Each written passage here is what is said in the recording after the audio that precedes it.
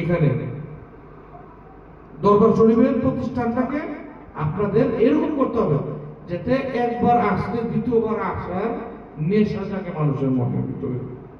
আপনাদের এরকম করতে হবে। কিন্তু আপনারা যদি এখন দরবার শরীফে ঘুমাইতে নিয়ে আগে আপনি কোন জায়গায় ঘুমাইবেন এই চিন্তা আগে আপনি করেন যে এই জায়গায় আমার ঘুমাইতে হবে। তারপর আপনি যদি নিজে দরবারের লোক হয়ে যদি চিন্তা করেন যে না আমার খাওয়ানটাকে আমি খায়া লই, পরে যদি উনি আর কাটে দেবেন যায়, এই চিন্তা যদি আপনি করেন তাহলে দরবার কোনোদিনও প্রতিষ্ঠিত হতে হবে না। একটা প্রতিষ্ঠান প্রতিষ্ঠিত করার জন্য দরবারে কিন্তু পর্যাপ্ত খাওয়া থাকে, তারপরে কারাকারি কেন থাকে মানুষের মধ্যে। এটাই এখানেই ইবলিস বিরাজমান, এখানে শয়তানের প্ররোচনা থাকে। আমি তো জানি যে কনফার্ম আমি খাইতে পারবো, একজনের পরে খাই, আগে মেহমানকে খাইতে দিই। আমরা যদি আমাদের আচরণগুলো এরকম ভাবে পরিবর্তন করতে পারি, আমরা খাইতে পয়সা দিচ্ছি, মেহমান এসে পড়ছে, আমরা আগে মেহমানকে দিলাম খাইতে, এই আচরণ যদি সেই ব্যক্তি দেখে, সেই ব্যক্তির মনের ভিতরে একটা আশা রাখবে এই দরবারের মধ্যে আদব আছে, কায়দা আছে, আমি যদি এই দরবারের হইতে পারতাম তাহলে ভালো হতো। দরবারের লোকদের আপনারা এমন আপনাদের আচরণ করবেন যাতে অন্য দরবারের মানুষের মধ্যে আফসোস জন্মায় যায় যে বালুঘাটে কেন মুড়ি দইলাম না। আপনাদের আচার ব্যবহার এরকম পরিবর্তন করবেন, এরকম ঘটাইবেন যাতে অপর দরবারের মানুষের মধ্যে আফসোস জন্মায় যে আগে কেন বালুঘাট দরবারে মুড়ি দইলাম না। এরকম আপনাদের আচরণ আপনাদেরকে করতে হবে। আপনারাই যদি উল্টা আচরণ করেন তাহলে মানুষকে ভালো হয়েছে অমুক জায়গায় যায় মরি দিচ্ছে, চাইছিলাম বালুঘাটে মরি দেবো, ভালো হয়েছে অধিক জায়গায় এই আচরণ করেন না। আমরা আমাদের আচরণের মাধ্যমে সবকিছু প্রকাশ করতে পারি, আমার ভিতরে কি আছে বাইরে কি আছে মানুষের দেখতে হয় না। আমার সাথে একটা মানুষ, আপনাদের সাথে একটা মানুষ কথা বললেই বুঝে যাবো যে আপনার কোন ব্যক্তিত্ব সম্পন্ন, আপনার কথায় আপনার চাল চলনই বুঝে যাবে, বুঝে যাবো না। আপনি নিজে তো বুঝবেন, এমন একটা ব্যক্তির সাথে কথা বলবেন যে কথা ধারণাই বুঝবেন, তার সাথে 5 মিনিট কথা বলা যাবে না, সেই ব্যক্তি ভালো না, কথা বলার মতো লোক না। আমরা তো বুঝে যাই, আমাদের তো এইটুকু জ্ঞান প্রভু আমাদেরকে দিছে না, এইটুকু জ্ঞানটা আমাদেরকে প্রভু দিছে যে আমরা মানুষের আচরণই বুঝে যায় সে কেমন। তো আমাদের আচরণটা যদি সবাই যদি একটা সাধারণ জ্ঞান হিসেবে আচরণটা সবাই যদি বুঝে, তাহলে আমাদের আচরণটার পরিবর্তন আমরা কেন ঘটাবো না। আমরা যদি আমাদের আচরণের পরিচয় মানে পরিবর্তন করতে পারি, আচার আচরণ যদি পরিবর্তন যদি করতে নাও পারি, যদি ট্রাই করতে করতে করতে করতে এক সময় এমনি পরিবর্তন ঘটে যাবে। দেখা যাবে যে শুধু আমরা এই দরবার চলিবে না, আমাদের এই আচরণের পরিবর্তন, এই আমরা সমস্ত ঢাকা সিটি কেন বাইরে যেখানে যাই না কেন আমাদের আচরণ সব জায়গায় একই রকম থাকতে হবে। আমরা শুধু দরবারে সাধু সন্ন্যাসী, দরবার থেকে বাইরে হইলে সন্ন্যাসী শেষ, এই আচরণ চলবে না। তাহলে তোমার মতো মানুষের বালুরঘাট দরবারে আসার কোনো দরকার নাই।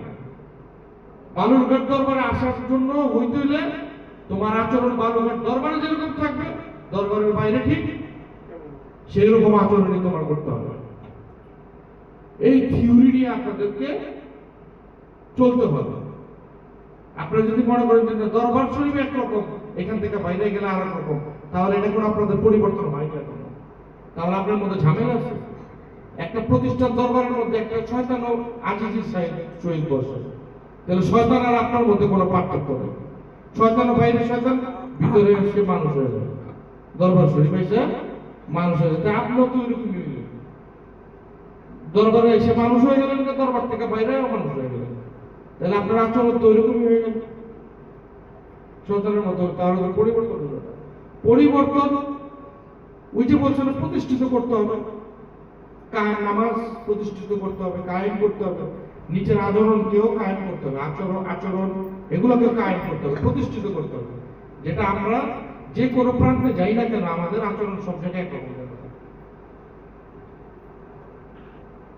আমাদের জন্য যাতে আমাদের মুর্শিদের সম্মান বাড়ে, মর্যাদা বাড়ে, যাতে আমাদের জন্য আমাদের মুর্শিদের সম্মান না কমে। এই জিনিসগুলো আমাদের খেয়াল রাখতে হবে। এখন কথা যতক্ষণ বলতেছে ততক্ষণ সবাই ভালো, কথা শেষ হয়ে গেলে সবাই আবার আগের কথা হয়ে যাবে, তাইলে কিন্তু কোনো পরিবর্তন হবে না। ভিতরে গাইতে নিতে হবে, মনে প্রাণে, যে আমার দ্বারা যাতে আমি বালুঘাটে আগে একটা কথা, যে এমন কোনো কাজ করবেন না যাতে আপনার দ্বারা কোনো অপর কোনো ব্যক্তি যাতে মনে কোনো কষ্ট না পায়, তার সে যে ধর্মেরই হোক না কেন। প্রথম সবকই বালুঘাটের এটা, বালুঘাট দরবার শরীফের প্রথম সবকই এটা, যে আপনি এমন কোনো কাজ করবেন না যাতে আপনার দ্বারা অপর কোনো ব্যক্তি মনে কষ্ট পায়, তা সে যে ধর্মেরই হোক না কেন। সে যদি একটা অন্য ধর্মেরও হবে, সেও যাতে আপনার দ্বারা কষ্ট না পায়। আপনি যদি মানুষকে কষ্টই না দিলেন, মানুষের সাথে অন্যায় না করলেন, আল্লাহ আপনার সাজাটা কোন জায়গায় দিয়ে দিলেন? আল্লাহ আপনার সাজা দেওয়ার কোনো জায়গা আছে? জায়গায় আপনি নামাজ পড়লেন না, আল্লাহ কি দিয়ে সাজা দিলেন? নামাজ তো আপনার জন্য, আপনি এটা করলেন না, কিন্তু আপনি তো মানুষের কোনো ক্ষতি করলেন না। আবার নামাজ ছাড়া কিন্তু চলা যাবে না। নামাজ বেহেশতের চাবি। বেহেশতের চাবি মানে কি? বেহেশত মানে কি একটা ওই যে যেটা আল্লাহ বর্ণনা দিচ্ছে ওইটা না, বেহেশত মানে সুখ শান্তি। নামাজ সুখ শান্তির চাবি। আপনি নামাজ পড়বেন, সালাত কায়েম করবেন, নামাজকে প্রতিষ্ঠিত করবেন, তাহলে আপনি একটা স্থানে পৌঁছাতে পারবেন। নামাজ এটা ভিন্ন হইতে পারে। নামাজ মানে কি? সালাত। সালাত মানে কি? স্মরণ করা। স্মরণ করতে হবে কাকে? আল্লাহকে, নাকি জিকিরের মাধ্যমে। যে ব্যক্তি বৈশা বৈশা জিকির করতেছে সে তো সালাত কায়েম করতেছে। আল্লাহ বলছে না দায়মি সালাতের কথা, আমার এমন কিছু বান্দা আছে যারা 24 ঘন্টায় প্রতিনিয়ত আমার সালাতেরত থাকে, সালাতেরত অবস্থায় থাকে। তাহলে 24 ঘন্টায় এমন কোন বান্দা আছে যে সালাতেরত অবস্থায় থাকে? 24 ঘন্টার মধ্যে একটা মানুষ অন্তত পক্ষে কম হইলো 4 ঘন্টা ঘুমায়, কম হইলো 6 ঘন্টা কাম করে, কম হইলো তো বাথরুমে তার 1-2 ঘন্টা যায় সারাদিনের মধ্যে, কম হইলো তো 1 ঘন্টা খাওয়ার সময় লাগে। তাহলে এমন কোন বান্দা আছে যে 24 ঘন্টায় প্রতিনিয়ত আল্লাহর জিকিরে মাশগুল থাকে? এমন বান্দা তো অবশ্যই আছে। কারা? যারা কামেল মুর্শিদের হাত ধইরা নিজের কলবকে জারি করছে, যারা সাধন ভজন কর্মের মাধ্যমে কলব জারি করে। জারি মানে কি? ওই যে প্রতিষ্ঠিত করে। কলব যখন প্রতিষ্ঠিত হয়ে যায় 21,600 আমাদের দমের সাথে আমাদের জিকিরকে যখন আমরা অ্যাটাচ করব, তখন আমরা যখন ঘুমায়ও থাকবো তখনও আমাদের ইবাদত করতে কি চলবে। এই কলব জারি করার জন্য প্রতিনিয়ত আমাদেরকে সালাত করতে হবে, সালাত কায়েম করতে হবে, জিকির করতে হবে। করতে করতে করতে করতে করতে করতে এক সময় দেখা যাবে যে আমি ঘুমিয়ে গেলেও আমার কলব জারি আছে, আমার কলব জিকির অটোমেটিক করতেছে। ঘুমিয়ে যাওয়ার পরও আমরা দেখতে পাবো। এই বান্দার কথাই আল্লাহ তাআলা বলছে যে আমার কিছু বান্দা আছে যারা প্রতিনিয়ত 24 ঘন্টায় আমার ইবাদতে ধ্যানমগ্ন অবস্থায় থাকে, সালাত কায়েম করতেছে। কারা? এই টাইমের সালাত। এই বান্দা কারা? যারা ওলিয়া ওলিয়া গাউস কুতুব। এমন ওলিয়া ওলিয়া গাউস কুতুব আছে, যেমন আমার মুর্শিদ কেবলা সুন্দরবনে গিয়া 3 বছর 21 দিন এক জায়গায় বসা অবস্থায় ছিল। 3 বছর 21 দিন একটা জায়গায় বসা অবস্থায় ছিল, ধ্যানমগ্ন অবস্থায়। 3 বছরের মধ্যে কয়টা? 6টা সিজন ওনার ভিতর দিয়ে গেছে। গ্রীষ্ম, বর্ষা, শরৎ, হেমন্ত, শীত, বসন্ত, এতগুলা কাল ওনার ভিতর দিয়ে ওনার উপর দিয়ে চলে গেছে। সুন্দরবনে উনি ধ্যানমগ্ন অবস্থায় ছিল। ওনার শরীরে শ্যাওলা পড়ে গেছিল, শরীরের গাছ উঠা শরীরের চতুর্পাশে ছায়া গেছিল ওনার, এমন অবস্থা ছিল ওনার। কেমন? এই সমস্ত বাংলার কথা আল্লাহ করছে। এমনি কি আল্লাহরে পাইছে? এত সহজ? মসজিদে গিয়ে আল্লাহরে পাওয়া যায়? মসজিদে গিয়ে আল্লাহরে পাওয়া যায় এটা কোনো দলিল কোনো জায়গায় নাই। মসজিদ আল্লাহর ঘর এটা দলিল কোনো জায়গায় নাই। কাবা আল্লাহর ঘর এটা দলিল কোনো জায়গায় নাই। আল্লাহ তাআলা মসজিদ একটা ইবাদতখানা, সেখানে গিয়ে মানুষ আল্লাহকে স্মরণ করে, স্মরণ করার জায়গা, আল্লাহর ঘর না। আল্লাহর ঘর যে কুল, আল্লাহ বলছে যে এই যে আল্লাহর ঘরের কথা কই বলছে? কুল বিল মুমিন আরশ আল্লাহ, মুমিনের কলব আল্লাহ আরশ। কুল বিল মুমিন আরশ আল্লাহ। আরশ বলতে বোঝা অনেক উপরে। আরশ কই? আল্লাহর আরশ অনেক উপরে। উপরে মানে কি, যেটা উপরে ওটা আসলে উপরেই আছে। কুল বিল মুমিন আরশ আল্লাহ। আমার গল্প মুমিন হয়ে গেছে। আসল কথাটা কি, কথাটার ডিফিনিশনটা হইলে গিয়া কুল বিল মুমিন আরশ আল্লাহ। আমরা মনে করি যে মুমিনের কলমটাই আল্লাহর আরশ, কিন্তু না। কুল বিল মুমিনের কলম আল্লাহর আরশ হয়ে গেছে। আল্লাহ ওই আরশেই আছে। আল্লাহ নিজের হাতে নিঃসুরতে বানাইয়াছে কাবাঘর, কাবাতে থাকে পরোয়া। আল্লাহ নিজের হাতে নিঃসুরতে বানাইয়াছে কাবাঘর, কাবাতে থাকে পরোয়া। I had made Adam in my own image. আমি আদমকে সৃষ্টি করেছি একমাত্র আমার আকৃতিতে। আল্লাহ বলছে, এটা কই ইনজিল শরীফের মধ্যে আছে। ইনজিলের মধ্যে কি আছে? I had made Adam in my own image. আমি আদমকে সৃষ্টি করেছি আমার আকৃতিতে। কোরআনেও আছে, আমি আদমকে সৃষ্টি করেছি আমার মতো করে। এই কারণে তো কারোর সাথে কারোর চেহারার মিল নাই। কুল হুয়াল্লাহু আহাদ, আল্লাহ এক, অদ্বিতীয়। আল্লাহুস সামাদ, তার সমতুল্য কেউ নাই। তিনি কাউকে জন্ম দেয়নি, তাকেও কেউ জন্ম দেয় না। লাম ইয়ালিদ ওয়া লাম ইউলাদ ওয়া লাম ইয়াকুল লাহু কুফুয়ান আহাদ, তার সমতুল্য কেউই নাই। এই যে আল্লাহর একটা ডিফিনিশন এখানে এই সূরা ইখলাস, এই সূরা ইখলাসের মধ্যে সম্পূর্ণই বর্ণনাটা কার দেওয়া আছে? আল্লাহ। এখানে কি বলছে? আল্লাহ এক, অদ্বিতীয়, মানে দ্বিতীয় আর কেউ নাই। তিনি কাউকে জন্ম দেয়নি, তাকেও কেউ জন্ম দেয় না, তার সমতুল্য কেউই নাই। এই যে আল্লাহর এত সুন্দর বর্ণনাটা এই সূরা ইখলাস, কিন্তু প্রত্যেকটা নামাজের মধ্যে সূরা ফাতিহা কেন? প্রত্যেকটা নামাজের মধ্যে সূরা ফাতিহা কেন? সূরা ইখলাসটা তো থাকতে পারত, কারণ এখানে তো আল্লাহর সম্পূর্ণ আল্লাহর বর্ণনা দেওয়া। এখানে কোনো বান্দা নাই, এখানে কোনো মাখলুকাতের কথা নাই। এই সূরা ইখলাসের মধ্যে সম্পূর্ণ প্রভুর কথা, আল্লাহর কথা। তারপরও এটা নামাজের কিন্তু কমন সূরা না। নামাজের কমন সূরা কোনটা? সূরা ফাতিহা। একটা রাকাত নামাজ আপনি পড়তে পারবেন না সূরা ফাতিহা ব্যতীত। সর্বনিম্ন নামাজ 2 রাকাত। 2 রাকাতের নিচে কোনো নামাজ হয় না, 1 রাকাত কোনো নামাজ নাই। কিন্তু একটা রাকাত নামাজ আপনি পড়তে পারবেন না সূরা ফাতিহা ব্যতীত। কিন্তু সূরা ফাতিহার মধ্যে আল্লাহর কথা নাই। আল্লাহর কথা আছে অল্প, আছে না? আলহামদুলিল্লাহি রাব্বিল আলামিন।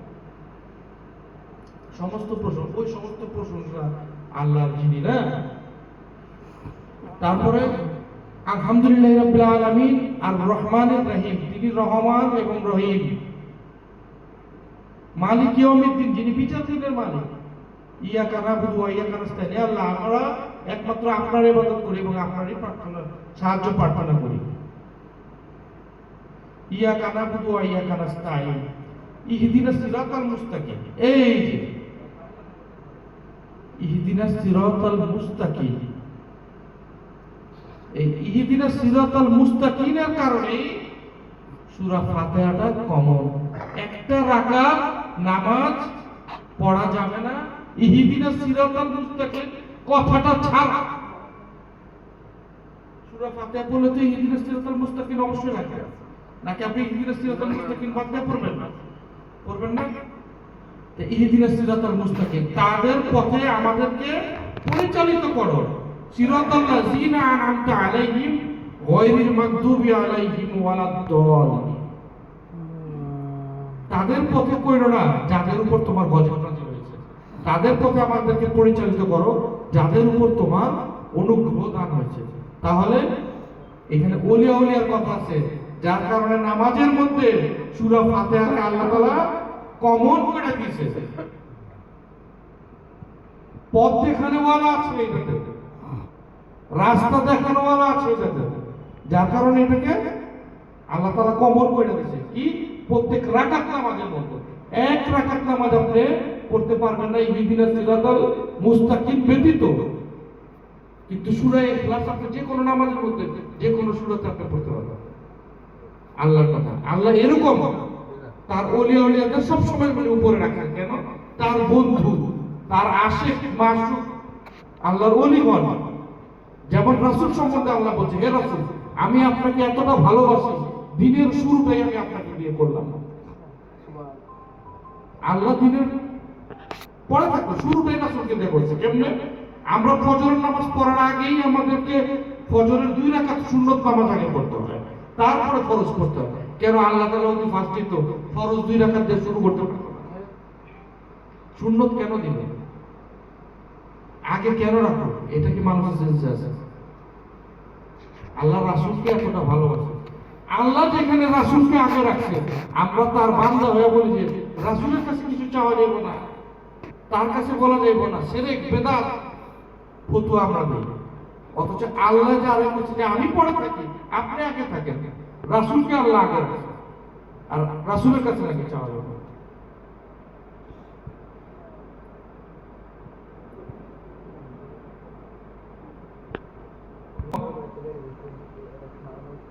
কিছুক্ষণের মধ্যেই আধা ঘন্টা সময় আসা সম্ভবত, কিছুক্ষণের মধ্যে আমার আজান মসজিদে হবে, নামাজের জন্য সবাইকে আহ্বান করা হবে। তো তার আগে আমরা একটু সংক্ষিপ্ত দোয়া করে শেষ করে দেয় নাকি? তো যা কিছু আলোচনা হয়েছে আপনাদের মাথায় গুলো আছে, তো ওইদিকে খেয়াল থাকতে হবে তো নাকি? না প্রতিনিয়তই আমাদেরকে এই আলোচনাগুলো পুনরায় করতে হবে? এই জিনিসগুলো মাথায় রাখতে হয়, যাতে পরবর্তীতে আর এই আলোচনা করতে না হয়, অন্য ধরনের আলোচনা করতে হয়। বিসমিল্লাহির রহমানির রহিম। কুল হুয়াল্লাহু আহাদ, আল্লাহুস সামাদ, লাম ইয়ালিদ ওয়া লাম ইউলাদ ওয়া লাম ইয়াকুল লাহু কুফুয়ান আহাদ।